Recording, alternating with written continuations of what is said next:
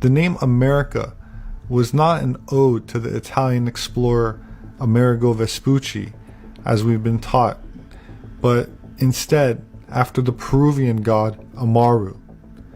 According to Manly P. Hall, author, Rosicrucian, and honorary 33rd degree Freemason, quote, "The name America is derived from the god Quetzalcoatl in Mexico, and in Peru he was called Amaru. From the latter name comes our word America. Amaruca is literally translated land of the plumed serpent. The priests of this god of peace once ruled both Americas."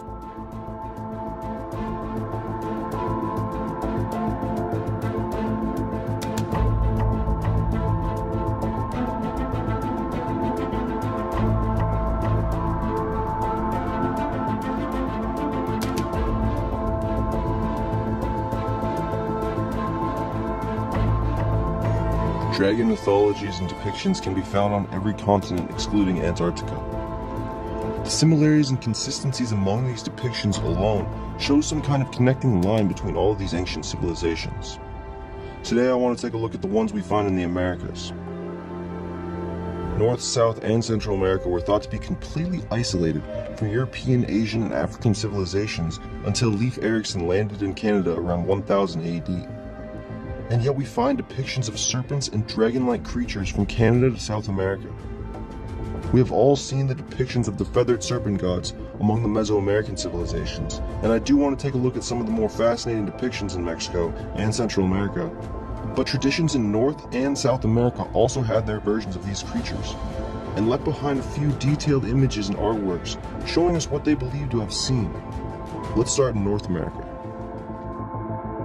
The creature was extremely hostile and frequently ate people right out of their canoes. This depiction is located in Ontario near Lake Superior. As you can see, this creature was massive in comparison to the canoe and looks remarkably similar to a dragon, complete with horns, massive backplates, and a powerful tail. This specific glyph also shows giant serpents alongside the dragon-like creature. Here's another depiction of the same creature housed at the Smithsonian.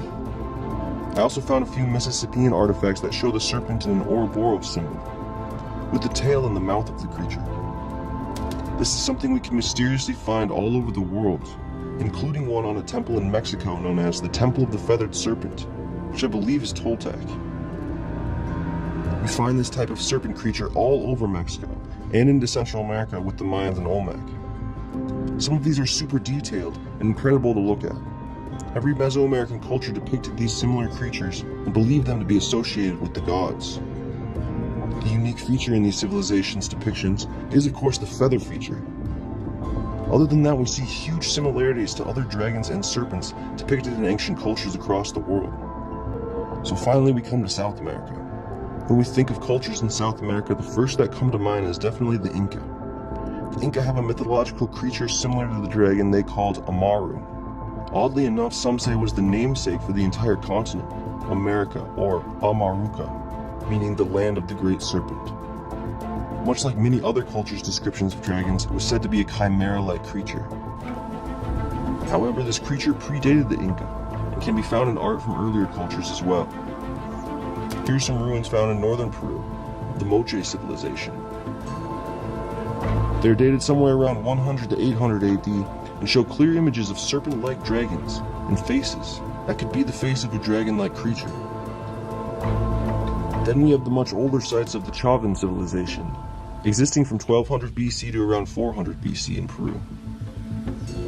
These ones are absolutely incredible and show dragon images that look like something found in China or Japan, and some that look like the heads of dragons at the Pyramid of Quetzalcoatl at Teotihuacan.